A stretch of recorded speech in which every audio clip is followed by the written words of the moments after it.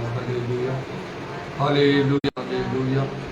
Oh, Shana Rabari Bala Bara Bara Bara Bara Bara Bara Bara Bara Bara Bara Bara Bara Bara Bara Pura Bandala Rabari Very Very Very Very Bara Bara Bara Bara Bara Bara Bara Bara Bara तुम्हारा नाम धन्य तुम्हारा नाम धन्य तुम्हारा नाम धन्य तुम्हारा नाम धन्य तुम्हारा नाम धन्य तुम्हारा पवित्र नाम और धन्यवाद धन्यवाद धन्यवाद धन्यवाद धन्यवाद धन्यवाद धन्यवाद हालेलुया ओशाना काला रसा बाबा बाबा बाबा बाबा पूरा बंदाला रवानी बिरी बिरी बिरी बिरी बिरी बरा बरा बरा बरा बरा बरा बरा बरा तुम्हें महान महान महान महान महान महान महान महान महान महान महान तुम्हें महान और सर्वशक्तिमान परमेश्वर तुम्हें जो से तुम्हारा परिवर्तन नहीं जीसु ख्रीष्ट कालिया जो चिरकाल समान हालेलुया हालेलुया धन्य धन्य प्रभु तुम नाम धन्य तुम नाम धन्य तुम नाम जीसु का नाम रे दया पूरा शकला रवानी खारा शकला रवा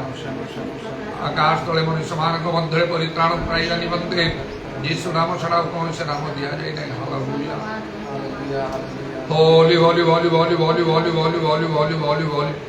Holy, holy, holy, holy, holy, holy, holy, holy, holy, holy, holy, holy.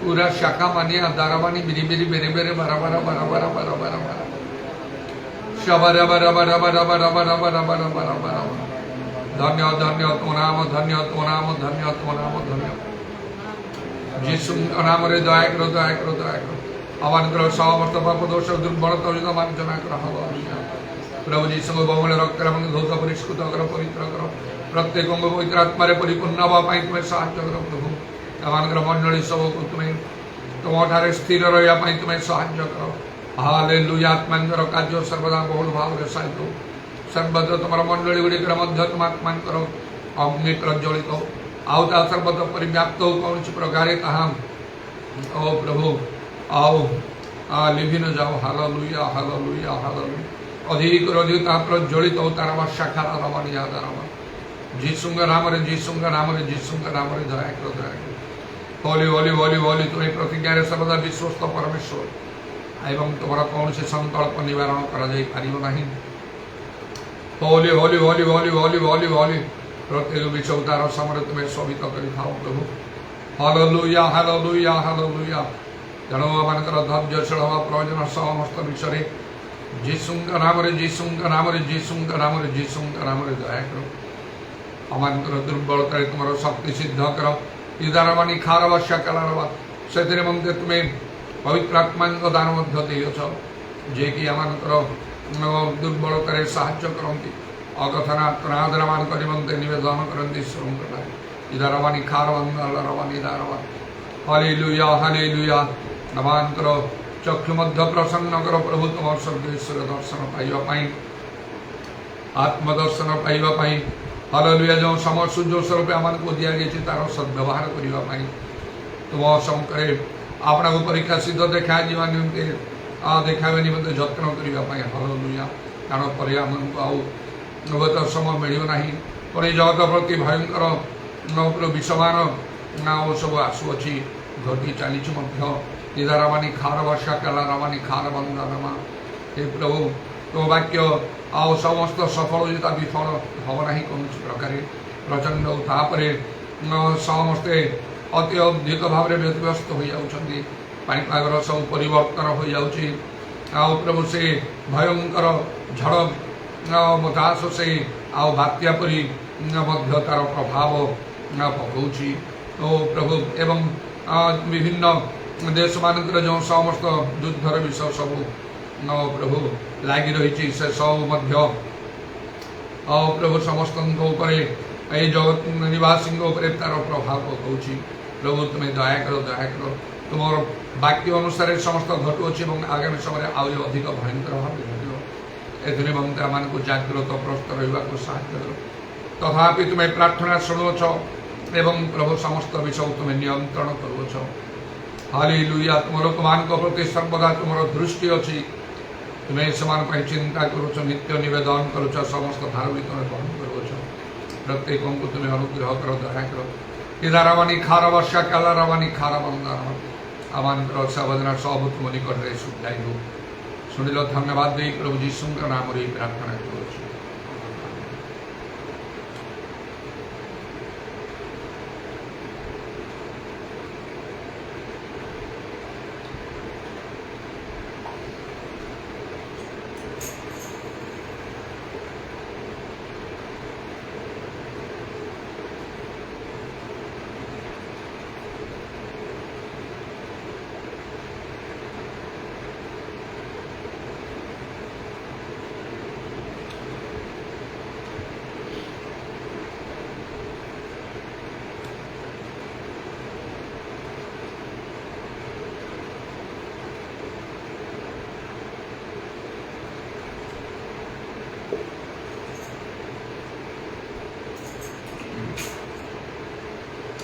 कांटों में चलूंगा तेरे लिए, उठाऊंगा तेरे लिए। मैंने ये जीवन तुझको दिया है, जीवन बनाऊंगा तेरे लिए, कांटों में चलूंगा तेरे लिए, उठाऊंगा तेरे लिए।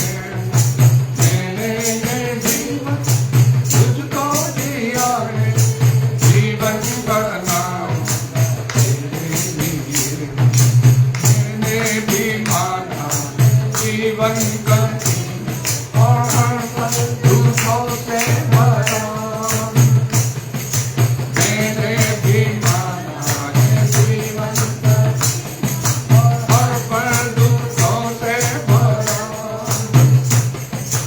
जीवन की आशा तुझको लगी है, तूने दया से भरा। जीवन की आशा तुझको लगी है, तूने दया से भरा। संगी बीमारी और सर्दी उठाऊंगा तेरे लिए। मैंने ये जीवन तुझको दिया है, जीवन बनाऊंगा तेरे लिए, कांटों में चलूंगा तेरे लिए। Hallelujah, praise the Lord. उठाऊंगा तेरे लिए। मैंने ये जीवन तुझको दिया है, जीवन बनाऊंगा तेरे लिए। अपनी समर्पणता सहारा मिले, तो मिलती पराजय मुझे। अपनी समर्पणता सहारा मिले, तो मिलती पराजय मुझे। तेरी दया की तुमने मिलेगी, जयकारे ईश्वर मुझे। तेरी दया की तुमने मिलेगी, जयकारे ईश्वर मुझे। आत्मा के फलों से दर्शन संवारूंगा तेरे लिए। मैंने ये जीवन तुझको दिया है, जीवन बनाऊंगा तेरे लिए, कांटों में चलूंगा तेरे लिए, उठाऊंगा तेरे लिए। मैंने ये जीवन तुझको दिया है, जीवन बनाऊंगा तेरे लिए। तेरी दया जो जीवन बीता, वो पाता है जीवन का दान। तेरी दया पर जो जीवन बीता, वो पाता है जीवन का दान। तेरी करुणा छाया है जिस पर, पाता है बुद्धि और ज्ञान। तेरी करुणा छाया है जिस पर, पाता